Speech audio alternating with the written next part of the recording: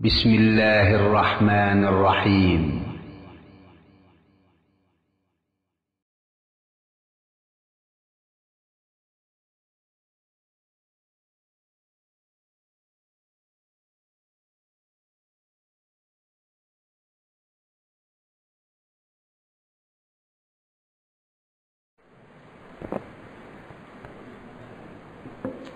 السلام علیکم. اعوذ باللہ من الشیطان الرجیم. بسم اللہ الرحمن الرحیم. الف لام میم ذلک الکتاب لا ریب فیہ ھدی للمتقین الذین یؤمنون بالغیب ویقیمون الصلاۃ ومما رزقناہم ینفقون. اس پاروں میں آج دوسرا پارہ آپ نے سماعت فرمایا. قرآن شریف کی 114 صورتیں. 114 صورتوں میں سورہ فاتحہ کے بعد جو صورت ہے سورہ بقرہ ہے، یہ ابھی مکمل نہیں ہوئی. قرآن شریف کی بہت لمبی صورت، شمار مضامین اس میں، اس لیے اس کو پڑھنے اور سمجھنے میں خود صحابہ کرام کو بہت زیادہ مدت لگی. 10 سال 8 سال لگے. اتنے احکام اور مسائل ہیں. شروع ہوتی ہے یہ صورت الف لام میم. آپ قرآن شریف کی تلاوت کرتے وقت دیکھتے ہوں گے کہ کچھ صورتیں صرف ایک حرف سے شروع ہوتی ہیں، جیسے قاف ہے، صاد ہے. بعض صورتیں 2 حرف سے شروع ہوتی ہیں، تا سین تا ہا حا میم. کچھ صورتیں ایسی ہیں 3 حرف سے شروع ہوتی ہیں، اور کچھ صورتیں ایسی ہیں 4 حرف، اور 1-2 صورتیں 5 حرف سے شروع ہوتی ہیں، جیسے کاف، ہا، یا، عین، صاد وغیرہ. یہ کیا چیز ہے؟ یہ صرف مکی صورتوں کے اندر ہے. مدنی صورتوں کے اندر آپ ایسا نہیں دیکھیں گے. یعنی مکے میں 13 سال تک جو صورتیں نازل ہوتی رہی ان کے اندر ایسا تھا، مدینے میں نہیں. لیکن ایک بات یہ بھی آپ سن لیجئے کہ یہ سورہ بقرہ مدنی ہے اور سورہ آل عمران بھی مدنی ہے، لیکن یہ دونوں صورتیں بھی الف لام میم سے ہی شروع ہوئی ہیں. تو میں نے آپ سے کہا کہ مدینے کی صورتوں میں نہیں ہے، تو صرف یہ 2 صورتوں میں ہے. اس کی وجہ دوسری ہے، اس کے اسباب الگ ہیں. تو یہ حروف کی وجہ سے، حروف سے کیوں یہ صورتیں شروع ہوتی ہیں، اس کے لیے آپ جان لیجئے کہ مکہ مکرمہ میں جو قرآن نازل ہونے کا دور تھا وہ ایک چیلنج کا دور تھا، کمپٹیشن کا دور تھا. لوگوں کو اپنی فصاحت، بلاغت اور زبان دانی پر بہت ناز تھا. ان لوگوں کے پاس 2 ہی چیزیں ایسی تھیں جن پر وہ فخر کرتے تھے اور ناز کرتے تھے. ایک بہادری تھی اور ایک زبان دانی تھی. اس کے علاوہ ان کے پاس کوئی کمپٹیشن نہیں تھا. لیکن آج ہم جس دنیا میں جی رہے ہیں وہاں دیکھیے آپ، مقابلوں کا ایک بازار ہے. کس چیز کا مقابلہ یہاں نہیں ہوتا. آپ دیکھیں، حد ہو گئی. بے شرمی میں مقابلہ، ننگے پن میں مقابلہ، ننگے ناچ میں مقابلہ، ہر چیز کا مقابلہ یہاں ہو رہا ہے اس دنیا کے اندر. لیکن وہ جاہلی دور کہلاتا ہے. وہاں مقابلے 2 ہی تھے، پہلوانی کا مقابلہ اور زبان دانی کا مقابلہ. تو زبان دانی کے مقابلے میں جب کوئی آدمی دوسرے کو چیلنج کرتا تھا تو انہی حروف کے ذریعے چیلنج کرتا تھا کہ میں ان حروف کے ذریعے ایک ایسا کلام بنا کر پیش کرتا ہوں، اگر تمہاری طاقت ہے، تمہارے اندر صلاحیت ہے تو تم بھی ایسا کلام پیش کرو. تو قرآن نے ان کے اسی چیلنج کو قبول کرتے ہوئے مکہ مکرمہ کے اندر جو اکثر صورتیں جو نازل کیں اس کے اندر یہ حروف رکھے. مدینہ منورہ کا ماحول الگ تھا. وہاں اس قسم کا کوئی چیلنج نہیں تھا اور زبان دانی کا کوئی دعویٰ نہیں تھا. اس لیے وہاں کی صورتوں میں یہ حروف نہیں ہے. ان کو حروف مقطعات کہتے ہیں. تو اس سے یہ سورج شروع ہوئی. تو اس میں دیکھیے شروع پہلی ہی آیت کے اندر آپ کو 4-5 باتیں جاننے کی ضرورت ہے. ذالک الکتاب لا ریب فیہ فرمائے. اللہ تعالیٰ فرماتا ہے، یعنی شروع کرتے ہی ذالک الکتاب، یہ اللہ تعالیٰ کی کتاب ہے، اللہ تعالیٰ کے طرف سے بھیجی گئی کتاب ہے. یہ انسانوں کی ہدایت کے لیے، انسانوں کو سیدھی راہ دکھانے کے لیے، انسانوں کو ان کی منزل سے آگاہ کرنے کے لیے. لا ریب فیہ، اس میں کسی قسم کا شک و شبہ نہیں ہونا چاہیے. یہ اللہ کی کتاب ہے، اسے ثابت کرنے کے لیے سینکڑوں دلائل خود قرآن کے اندر موجود ہیں اور تاریخ کے اندر موجود ہیں سینکڑوں دلائل. آپ کے سامنے بار بار ان کا تذکرہ بھی آ چکا ہوگا کئی حیثیتوں سے. یہ اللہ کی کتاب ہے. تو اللہ تعالیٰ اتنا ہی فرماتا ہے ذالک الکتاب، یہ اللہ تعالیٰ کی کتاب ہے، لا ریب فیہ، اس میں کسی قسم کا شک و شبہ اور تردد نہیں ہونا چاہیے. ہم سب کا ایمان ہونا چاہیے کہ اللہ تعالیٰ نے یہ کتاب اپنے آخری پیغمبر پر نازل فرمائی اور اللہ تعالیٰ کا یہ بہت بڑا کرم ہے ہمارے اوپر کہ ہم اس کے ذریعے سیدھی راہ پا سکیں. ھدی للمتقین. دوسرا جملہ فرمایا یہ کتاب رہنمائی عطا کرتی ہے، راستہ دکھاتی ہے. کن کے لیے؟ جو پرہیزگار رہ کر دنیا میں زندگی گزارنا چاہتے ہیں. پرہیزگاری کا مطلب کیا ہے؟ کہ گناہ بھری دنیا میں یہاں حلال اور حرام کی تمیز بہت مشکل ہے. صحیح کیا ہے، غلط کیا ہے، یہ جاننا مشکل ہے. اور پرہیزگار اسے کہتے ہیں جو بہت سوچ کر سمجھ کر قدم اٹھاتا ہے کہ اس کا قدم غلط راستے پر نہ پڑے، کوئی غلط کام اس سے سرزد نہ ہو، کوئی غلط بات اس کی زبان سے نہ نکلے، کوئی غلط لقمہ اس کے پیٹ میں نہ جائے. یہ سب سوچ کر چلنا چاہیے. وہ ساری باتیں یہ کتاب بتاتی. آپ اب ایک سوال کر سکتے ہیں کہ پرہیزگاروں کے لیے ہدایت ہے، عام انسان کے لیے ہدایت کہاں ہے؟ تو اس کا جواب بھی بہت آسانی کے ساتھ آپ سمجھ سکتے ہیں کہ کوئی بھی دنیا کے اندر جو بھی علاج ہوتا ہے، دنیا کے اندر جو بھی اصلاح کی بات ہوتی ہے، وہ انہی لوگوں کے لیے ہے جو صحت چاہتے ہیں. صحت چاہنے کا مطلب یہ ہے کہ ڈاکٹر کی جو ہدایت ہوتی ہے کیا کیا چیزوں سے بچنا چاہیے اور اس دوا کو کب کب کھانا چاہیے، کتنی کھانا چاہیے، جس کی پابندی کریں گے وہی صحت سے ہمکنار ہوں گے. اور جو لوگ ڈاکٹر کی باتوں کی پرواہ کیے بغیر اپنی مرضی سے زندگی گزارنا چاہیں گے، کوئی بھی ڈاکٹر انہیں اچھا نہیں کر سکتا، کسی بھی دوا سے انہیں صحت نہیں ہو سکتی. یہ دنیا کا اصول ہے. تو اس لیے اللہ تعالیٰ نے فرمایا کہ اگر آپ نیکی کی اور پاکیزگی کی زندگی گزارنا چاہتے ہیں تو یہ کتاب آپ کے لیے کافی ہے. اس کے سوا آپ کو کسی چیز کی ضرورت نہیں ہے. ہاں، اس کی شرح پیارے رسول صلی اللہ علیہ وسلم نے کی ہے، اس کی ضرورت ہے. اس کے بعد فرمایا الذین یؤمنون بالغیب، فرمایا ان لوگوں کے لیے جو چیزوں کو دیکھے بغیر یقین کرتے ہیں. آج ہم بہت ساری چیزوں کو ہم نے دیکھا نہیں ہے. بہت سارے لوگ ہم میں سے ایسے ہوں گے جنہوں نے امریکہ نہیں دیکھا، جاپان نہیں دیکھا، بلکہ کچھ ایسے بھی ہوں گے جنہوں نے مکہ نہیں دیکھا، مدینہ نہیں دیکھا. لیکن جب کئی لوگوں نے یہ بات بتائی تو ان پر سب کا یقین ہے کہ واقعی ہے. امریکہ بھی ہے اور جاپان بھی ہے اور دنیا کے وہ تمام ممالک موجود ہیں. لوگوں کے کہنے پر یقین ہے. تو لوگوں کے کہنے پر تو ہم یقین کرتے ہیں، لیکن دنیا کا سب سے سچا انسان اگر ایک بات بتاتا ہے تو اس پر ہمیں کیوں نہیں یقین آتا؟ دنیا کا سب سے سچا انسان، تاریخ کا اتفاق ہے کہ اس سے سچے انسان پر سورج کبھی طلوع نہیں ہو. تو اس نے یہ بات ہمیں بتائی کہ اللہ تعالیٰ فرشتوں کے بارے میں، جنت کے بارے میں، جہنم کے بارے میں، مرنے کے بعد دوبارہ اٹھائے جانے کے بارے میں اس نے یہ سب باتیں بتائیں. دنیا کے سب سے سچے انسان. تو ہمیں اس کی باتوں پر یقین ہونا چاہیے، چاہے ہم نے اگرچہ ہم نے اپنی آنکھوں سے نہیں دیکھا. الذین یؤمنون بالغیب کا معنی یہ ہے کہ دیکھے بغیر ایمان لاتے ہیں. ایرے غیرے کے کہنے پر نہیں، دنیا کے سب سے سچے انسان کے کہنے. وَيُقِيمُونَ الصَّلَاةَ. اس کے بعد اتنے یقین کے بعد آدمی کو عبادت کرنا چاہیے. یہ دیکھ لیجیے آپ، پہلے یقین حاصل ہونا چاہیے. یقین کے بغیر ہم نماز پڑھیں گے، روزہ رکھیں گے، حج کریں گے، زکوٰۃ دیں گے، ہمارے نجات کے لیے کافی نہیں ہے. سب سے پہلے یقین ہونا چاہیے کہ اللہ ہے اور اللہ نے یہ دنیا بنائی ہے اور اللہ نے ہمیں پیدا کیا ہے اور اللہ تعالیٰ زندگی کا ایک طریقہ اور اصول سکھاتا ہے. یہ یقین ہونا چاہیے. اس کے بعد نماز کا ذکر آتا ہے، زکوٰۃ کا ذکر آتا ہے. اور خود رسول اللہ صلی اللہ علیہ وسلم نے بھی اپنے صحابہ کو 11 سال تک یہی یقین دلایا. اللہ کے بارے میں جس کو عقیدہ کہتے ہیں، یہی عقیدہ سکھایا آپ نے 11 سال تک. 11ویں سال میں آپ نے نماز کا حکم دیا، کیونکہ اس یقین کے بعد ہی آدمی جب کھڑے ہوتا ہے اپنے پروردگار کے سامنے کھڑے ہوتا ہے. اگر پروردگار کے بارے میں اسے یقین نہیں ہے تو نماز میں اس کا دل کیسے لگے گا؟ وہ کس کے لیے نماز پڑھے گا اور کیسے نماز پڑھے گا؟ بتائیے.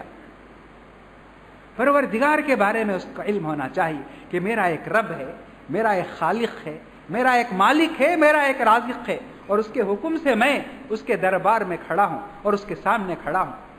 कायदे से मुझे देखना चाहिए उसे, और अगर मेरा ईमान उतना नहीं है तो वो मुझे देख रहा है। तो फिर नमाज और ज़कात का जिक्र करने के बाद आयत में फरमाया अल्लाह तबारक व तआला ने, यही लोग कामयाब, इन्हीं लोगों की दुनिया भी कामयाब है, आखिरत भी कामयाब है। ये फरमाया उलाइका हुमुल मुफलिहून, फरमाया यही फलाह पाने वाले, यही नजात पाने वाले हैं, फरमाया। अब इस सूरत की कई मज़ामीन हैं। एक बात यह है कि ईमान लाने वालों को उस दौर के इंसानों ने भी बेवकूफ़ कहा कि कैसे लोग हैं जो ऐसी तमाम बातों को, जिसे दुनिया के किसी इंसान ने देखा नहीं, जन्नत को नहीं देखा, जहन्नम को नहीं देखा, क़यामत को नहीं देखा, उन सब पर इनका ईमान है, ये बेवकूफ़। अल्लाह तबारक व तआला फरमाता है कि जो ईमान लाते हैं वो अक्लमंद है, वो दानिश्वर हैं, और जो ईमान नहीं लाते हैं, इनकार करते हैं, शक करते हैं, वो बेवकूफ़ हैं, कहता है अल्लाह तबारक व तआला। आप खुद भी फैसला कर सकते हैं। देखिए, ईमान लाने का मतलब यह है कि हमने एक तवील जिंदगी को कबूल कर लिया, तवील जिंदगी को हमने कबूल किया, हमने मुस्तकबिल को तस्लीम कर लिया। और जो लोग ईमान नहीं लाते हैं, मुख्तसर जिंदगी पर उन्होंने बस कर ली, मुख्तसर जिंदगी। वो यही कहते हैं कि दुनियावी जिंदगी है, खाएंगे पिएंगे ऐश करेंगे और मर जाएंगे, यही जिंदगी का तस्वुर है। मरने के बाद क्या होगा, कहाँ जाएंगे, इसके बारे में उनको कोई इल्म नहीं है। तो जो लोग, जिनका इल्म इतना नाकिस है, वो बेवकूफ। कुरान ने बार बार इस बात को कहा कि ईमान लाने वालों को लोग बेवकूफ कहते हैं, बेवकूफ समझते हैं, हालांकि ईमान लाने वाले बहुत समझदार है, अक्लमंद है। दूसरी दुनिया हकीकत में क्या है, मुस्तकबिल है। तो इस दुनिया में भी आप देख लीजिए, जो बेवकूफ और बेपरवाह इंसान होता है वो मुस्तकबिल की फिक्र नहीं करता। जो कुछ कमाता है, जो कुछ मिलता है, सब खाता है और ख़त्म कर देता है। बुढ़ापे में जब उसके वसाइल ख़त्म हो जाते हैं तो किस कदर परेशान होता है, तो वही बेवकूफ़ है। लेकिन अक्लमंद इंसान जवानी के ज़माने में सेंध कर रखता है कि बुढ़ापा जब आएगा, हमारी कमाई ख़त्म हो जाएगी, हम मेहनत नहीं कर सकेंगे, उस वक्त के लिए ज़रूरी है। तो अल्लाह ताला आखिरत की ज़िंदगी को मुस्तकबिल ही कहता है, फ्यूचर। वल तंजुर नफ्सुम मा क़द्दमत लिग़द, हर इंसान को ये देख लेना है कि कल के लिए उसने क्या किया। फिर एक बात इस सूरत के अंदर, अल्लाह ताला ने जब से ये ज़मीन बनाई और ज़मीन पर इंसान को भेजा, उसको सख्त ताकीद करता है कि अल्लाह की बनाई हुई ज़मीन है, यह अमन व अमान के लिए है, ये सलामती के लिए है। यहाँ हर किस्म का हुस्न होना चाहिए, यहाँ हर किस्म की रौनक होनी चाहिए।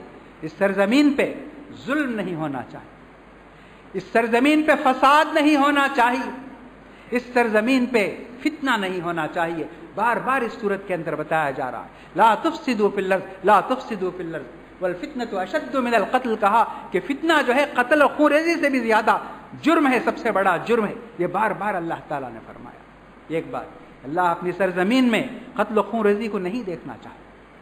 उसने यहां तक कहा, दूसरी सूरतों में आप सुनेंगे कि अगर कोई एक इंसान को कत्ल करता है तो उसने सारी इंसानियत को कत्ल की, और अगर कोई एक इंसान को कत्ल होने से बचाता है तो उसने सारी इंसानियत को बचाया, सारी इंसानियत को उसने निजात दिलाई। ये अल्लाह ताला फरमाता है। फिर एक बात इस सूरत में अल्लाह ताला ये भी फरमाता है कि दुनिया का हर जालिम जो जुल्म करता है और फसाद मचाता है, वो इस्लाह के नाम पर करता है, अमन के नाम पर करता है। सिर्फ देखिए, आज आप देखते हैं, आज आप दुनिया के हालात से अगर वाकिफ होंगे, अखबारात और रसाइल पढ़ते होंगे, खबरों को आप सुनते होंगे, तो आप ये सब जानते होंगे कि आज दुनिया में जहां कहीं भी जो कुछ भी हो रहा है, चाहे वो इराक में हो, अफगानिस्तान में हो या फलस्तीन में, इसे कोई भी जुल्म नहीं कहता। जुल्म हम कहते हैं यहाँ मस्जिद में बैठकर, या जुल्म सहने वाले उसे जुल्म कहते हैं, लेकिन जो लोग करते हैं वो इंसाफ के नाम पर करते हैं। हम अमन चाहते हैं, सलामती के लिए हम चाहते हैं। अल्लाह ताला फरमाता है ये झूठे हैं, अल्लाह इन्नहुम हुल मुफ्सिदून फरमाता है, यही सबसे बड़े फसादी। ये एक बात। और जो बात इस सूरत के अंदर बताई गई, बहुत सी बातें हैं, मैं आपके सामने कुछ चुन चुनकर कुछ बातों को बताता हूं। मुख्तसर वक्त में मुझे اس صورت کی تعلیمات کا احاطہ کرنا ہوتا ہے، اس لیے میں بتاتا ہوں۔ تو ایک بات یہ بھی بتائی اللہ تبارک و تعالیٰ نے اس صورت کے اندر کہ آدمی کو پورا مسلمان ہونا چاہیے۔ آدھا مسلمان یا اسلام کی اچھی باتوں کو قبول کرنا، بقیہ باتوں کو چھوڑ دینا، یہ اس کے لیے نقصان دہ فرمایا۔ پورے اسلام کو قبول کیجئے، اگر آپ اسلام کی برکتوں کو اگر دیکھنا چاہتے ہیں تو پورے اسلام کو قبول کیجئے، ہر لحاظ سے۔ آپ کا عقیدہ بھی اسلام کی تعلیم کے مطابق ہونا چاہیے، آپ کا اخلاق بھی، آپ کا معاملہ بھی، آپ کی نماز، آپ کا روزہ، آپ کا حج، آپ کی زکوٰۃ، یہ سب اسلام کے مطابق ہونا چاہیے۔ اگر آپ اس میں سے کچھ چیزوں کو لے لیتے ہیں جو آپ کو آسان نظر آتی ہیں اور کچھ چیزیں جو مشکل نظر آتی ہیں انہیں چھوڑ دیتے ہیں، تو اللہ تبارک و تعالیٰ فرماتا ہے ایسا شخص کبھی کامیاب نہیں ہوگا، دنیا کے اندر بھی اسے ذلت ہے اور آخرت کے اندر بھی بہت بڑا عذاب ہے فرمایا۔ اور یہ بھی سمجھ میں آنے والی بات ہے،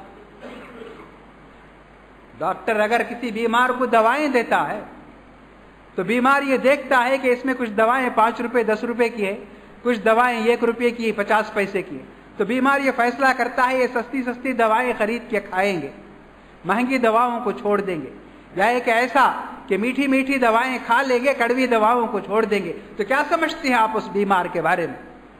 اس سے بہتر تھا کہ وہ دوا ہی نہ کھاتا، کیونکہ اس قسم کے علاج سے اس کی بیماری بڑھ سکتی ہے اور وہ کبھی اچھا نہیں ہو سکتا۔ یہ اللہ تعالیٰ فرماتا ہے کہ جو لوگ دین کی چند باتوں پر عمل کرتے ہیں اور کچھ باتوں کو چھوڑ دیتے ہیں، دنیا میں ان کے لیے ذلت ہے فرماتا ہے۔ فما جزاء من يفعل ذلك منكم الا خزي في الحیات الدنیا کہتا ہے۔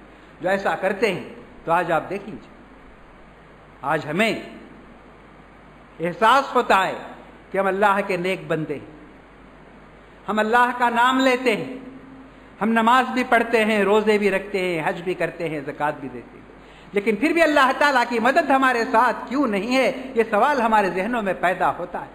تو اس کا جواب ہے اس آیت کے اندر کہ آدمی کو پورا مسلمان ہونا چاہیے اور ہر حیثیت سے اسے ہونا چاہیے، اور جو لوگ ایسا نہیں کرتے ہیں تو اللہ تعالیٰ نے خود بتایا فما جزاء من يفعل ذلك منكم الا خزي في الحیات الدنیا، دنیا کی زندگی میں اسے ذلت نصیب، وہ ناکام ہوگا۔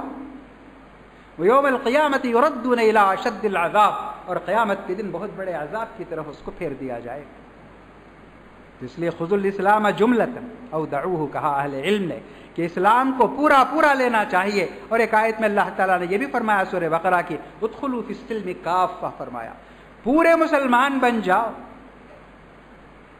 ابھی رمضان کا مہینہ آتا ہے، کیا خیر و برکت ہے دیکھیے ہماری سوسائٹی میں، ہمارے معاشرے میں، ہمارے محلے کے اندر سب کا دل مسجد سے لگا ہوا رہتا ہے، سب نمازوں کے اوقات پوچھتے ہیں، صبح کب ہے، ظہر کب ہے، عصر کب ہے، سب لوگ یہ پوچھتے ہیں۔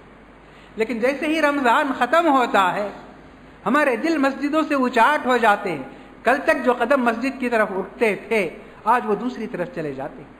ہمیں معلوم ہونا چاہیے، سب کو معلوم تو ہے کہ رمضان میں صرف روزے ہی فرض ہیں، نماز تو سال بھر ہے، تو رمضان جب ختم ہوگا فرض روزے ختم ہو جائیں گے، لیکن نماز تو ختم نہیں ہوگی۔ نماز دین کے احکام میں عقیدے کے بعد سب سے بڑا حکم ہے اور سب سے بڑی ضرورت ہے۔ نماز کی طاقت، نماز کی برکت، نماز کی افادیت بہت زیادہ ہے۔ اس صورت میں بھی آپ سنیں گے، سورہ بقرہ میں بھی، آئندہ مائدہ وغیرہ میں بھی آپ کے سامنے یہ بات بتائی جائے گی کہ نماز مسلمانوں کی طاقت ہے۔ اس میں کہا استعینوا بالصبر والصلاۃ، اے ایمان والو نماز کے ذریعے اور صبر کے ذریعے مدد حاصل کرو، طاقت حاصل کرو۔ بار بار اس صورت کے اندر بھی آپ نے سنا ہوگا واللہ یحب الصابرین، واللہ یحب الصابرین۔ یہ صبر کی دولت آدمی کو جب مل جاتی ہے تو آدمی اتحاد و اتفاق کے ساتھ رہ سکتا ہے۔ صبر نہیں ہونے کی وجہ سے ہی آج ہماری صفوں میں جو دراڑیں ہیں، جو شگاف ہے، ہمارے درمیان جو اختلاف ہے، یہ سب صبر نہ ہونے کی وجہ سے۔ صبر یہ ایک دوسرے کو برداشت کرنا چاہیے، یہی ہے صبر۔ آیتوں میں سورہ انفال وغیرہ کے اندر آپ اس مضمون کو سنیں گے کہ صبر مسلمان کی طاقت۔ اسے کسی حال میں نہیں چھوڑنا چاہیے. اور نماز کے بارے میں بھی آپ کو بتایا جائے گا, معلوم ہونا چاہیے کہ نماز کے بارے میں بھی اللہ تعالیٰ یہی فرماتا ہے. تو دیکھیے میدان جنگ میں یعنی عام حالات میں سفر کے وقت آدمی نماز بعد میں پڑھ سکتا ہے, یہ اجازت ہے. گھر پہنچ کر نماز پڑھ سکتا ہے. اگر اس کی ظہر چھوٹ رہی ہے تو عصر کے وقت وہ ظہر اور عصر ملا کر پڑھ سکتا ہے. مغرب چھوٹ رہی ہے تو مغرب اور عشاء کو پڑھ سکتا ہے. لیکن میدان جنگ میں اگر ظہر کا وقت آئے گا, عصر کا وقت آئے گا, تو میدان جنگ میں نماز پڑھنے کا حکم دیا گیا. سوچیے, میدان جنگ دشمن سامنے ہے, اس کی تلواریں چمک رہی ہیں, اس کی تیریں چل رہی ہیں, اس کے نیزوں سے حملے ہو رہے ہیں, وہاں نماز پڑھنے کا حکم دیا جا رہا ہے. کیوں؟ وہ مسلمان کی طاقت ہے اور دشمن کے دل میں اس کا رعب بیٹھا. سوچ کر دیکھیے وہ نماز کیسی ہوگی. ایسی ہے, اس میں قبلہ بھی صحیح نہیں ہوتا, کیونکہ دشمن جدھر ہے ادھر منہ کر کے نماز پڑھنے کا حکم. قبلہ بھی صحیح نہیں ہوتا, وضو بھی صحیح نہیں ہوتا, بدن سے خون بہتے رہتا ہے میدان جنگ میں, اور کیا کچھ ہوتا ہے, اور نگاہیں دشمن کی طرف ہوتی. اب نماز جب یہاں پڑھتے ہیں مسجد میں تو ہم کو یہ بتایا جاتا ہے کہ نگاہ سجدے کی جگہ رہنا چاہیے. لیکن میدان جنگ میں جو نماز پڑھی جائے گی دشمن کی طرف نگاہ رہے, تو وہاں نماز پڑھنے کا حکم دیا جا رہا. تو کیوں ہی, جبکہ ایک عام مسافر سے کہا گیا کہ گھر پہنچ کر نماز پڑھ لو, تم عشاء کے وقت مغرب پڑھ لو, عصر کے وقت ظہر پڑھ لو, یہ کہا گیا. لیکن میدان جنگ میں تو وہ بات بھی اس کے اندر بہت اس کے ساتھ کہی جا رہی ہے. پھر ایک بات, یعنی سب حالات حاضرہ کی روشنی میں آپ کو بتا رہا ہوں کہ یہود و نصارہ کے بارے میں اللہ تعالیٰ بتاتا ہے کہ بہت دشمن. یہود اور نصارہ جانتے ہوں گے کرسچن اور جو جن کو کہتے ہیں اسرائیل پر جو ظالمانہ قبضہ کیے ہوئے بیٹھے ہیں یہودی, وہ اور عیسائی تو آدھی دنیا میں ہے. تو یہ دونوں میں بڑی دشمنی ہے, ہمیشہ سے دشمنی ہے شروع سے. لیکن آج آپ دیکھ رہے ہیں کہ وہ صرف مسلمانوں کی وجہ سے ان کے اندر کیسی دوستی ہے, کیونکہ اسلام سے ان کو ڈر ہے, اسلام سے ان کو خوف ہے. اس لیے چاہتے ہیں کہ ہم دونوں مل کر اسلام کا مقابلہ کریں گے اور مسلمانوں کو ہر میدان میں پیچھے کریں گے. اس لیے دونوں کے درمیان دوستی ہو گئی ہے, اتفاق و اتحاد ہو گیا. اس چیز کو بھی اللہ تبارک و تعالیٰ بتاتا ہے. وقالت اليهود ليست النصارى على شيء وقالت النصارى ليست اليهود على شيء.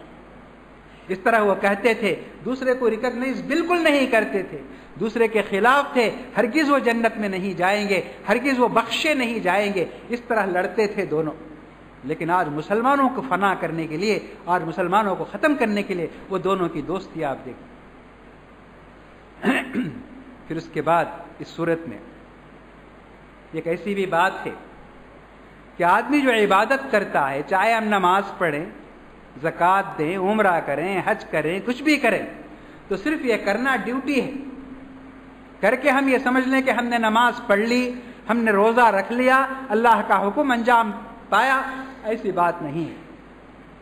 اس کے بعد جو کچھ ہم کام کرتے ہیں اس کی قبولیت کے لیے ہمیں دعا کرنا چاہیے, بڑے اخلاص کے ساتھ, دل کی گہرائیوں کے ساتھ. وہ بات میں اس بنیاد پر کہتا ہوں کہ ابراہیم علیہ السلام اور اسماعیل علیہ السلام کو کعبۃ اللہ بنانے کا حکم دیا اللہ تبارک و تعالی. دونوں نے مل کر وہ بنایا. قرآن اس کی تفصیل پیش کرتا ہے, وَإِذْ يَرْفَعُ إِبْرَاهِيمُ الْقَوَاعِدَ مِنَ الْبَيْتِ وَإِسْمَاعِيلُ. دونوں نے مل کر اس کو بنایا. بن جانے کے بعد دعا کے لیے ہاتھ اٹھاتے. آج ہمارا یہ حال ہے کہ ہم روزہ رکھ کر یہ سمجھتے ہیں کہ ہم نے اسلام پر احسان کیا, ایسے ہم سمجھتے ہیں, ایسا خیال آتا ہے دل میں. یہ بات نہیں ہے. اللہ کے احکام پر عمل کرنے کے بعد اس حکم کی قبولیت کے لیے ہمیں دعا کرنا چاہیے. تو کعبۃ اللہ بنانے کے بعد وہ دونوں ہاتھ اٹھا کر دعا کرتے ہیں, ربنا تقبل منا انک انت السمیع العلیم کہتے ہیں, پاک پروردگار تیرے حکم سے ہم نے یہ گھر بنایا, تو اسے قبول فرمایا. تو بہت زیادہ سننے والا ہے, بہت زیادہ جاننے والا ہے. تو ہماری دعا کو سنتا ہے اور ہمارے دلوں کو دیکھتا ہے کہ ہم نے تیرے لیے کتنے اخلاص کے ساتھ اور تیرے حکم کو انجام دینے کے لیے ہم نے یہ کام کیا. اس کے بعد اور بہت ساری دعائیں ہیں اسی کے اندر. اسی میں انہوں نے یہ بھی دعا کی تھی کہ اس کعبے کو آباد رکھنے کے لیے ہمیشہ قیامت تک کے لیے ایک مکے میں ایک نبی کو بھیج, یہ بھی دعا انہوں نے کی. ربنا وابعث فیہم رسولا منہم یتلو علیہم آیاتک ویعلمہم الکتاب والحکمت ویزکیہم انک انت العزیز الحکیم. یہ آیت تو اس طرح بہت سارے احکام ہیں. پھر روزے کے بارے میں آپ نے سنا، آج حج کے بارے میں آپ نے سنا، بڑی تفصیل سے سارے مسائل آپ نے سنے. یہ قرآن عربی زبان میں ہے. مسلمانوں کو بھی اسلام کے ساتھ عربی زبان سیکھنا چاہیے تھا، کیونکہ ہمارا پورا دین اسی کے اندر ہے. جب ہم بغیر ترجمے کے، جب مادری زبان اگر ہوتی ہماری یہ، تو ہم قرآن کے ایک لفظ کو سمجھتے، وہ ہمارے دل پہ اثر انداز ہوتا. اسی طرح حدیث جو رسول اللہ صلی اللہ علیہ وسلم کا فرمان ہے وہ بھی عربی زبان میں ہے. تو اصل اور نقل میں جو فرق ہے وہی فرق ہوتا ہے ترجمے میں. اگر وہ چیز ہوتی تو پھر ہم کو نماز میں مزہ آتا، تراویح میں مزہ آتا. صحابہ اور رسول اللہ صلی اللہ علیہ وسلم کی نمازوں کے بارے میں آپ نے سنا ہوگا، ہم تراویح صرف رمضان میں پڑھتے ہیں، 29 روز 30 روز، اور ہماری نماز پونا گھنٹہ 50 منٹ میں ختم ہو جاتی ہے. لیکن یہی نماز اللہ کے رسول صلی اللہ علیہ وسلم پڑھتے تھے، اور رمضان کے علاوہ بھی پڑھتے تھے. 2:30 بجے 2 بجے 3 بجے اٹھ کر پڑھتے تھے. ایسی نماز تھی، وہ ایسا قیام تھا.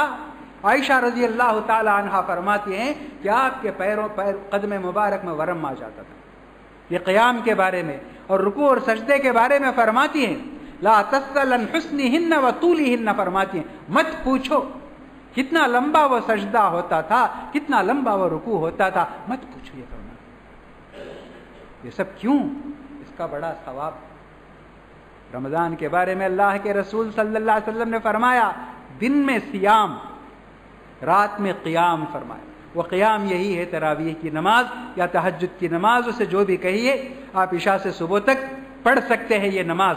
تو اس کا ثواب اللہ تبارک و تعالی نے کتنا رکھا. فرمایا من قام للہ ایمانا واحتسابا غفر له ما تقدم من ذنبہ. جو شخص رمضان کے مہینوں میں اس نماز کو پڑھے گا، اس نیت کے ساتھ، اس ارادے کے ساتھ کہ اللہ کے رسول کا حکم ہے اور اس کا ثواب اور اجر اللہ تعالیٰ دے گا، اس یقین کے ساتھ جو پڑھے گا اللہ تعالیٰ اس کے تمام گناہوں کو معاف فرمائے.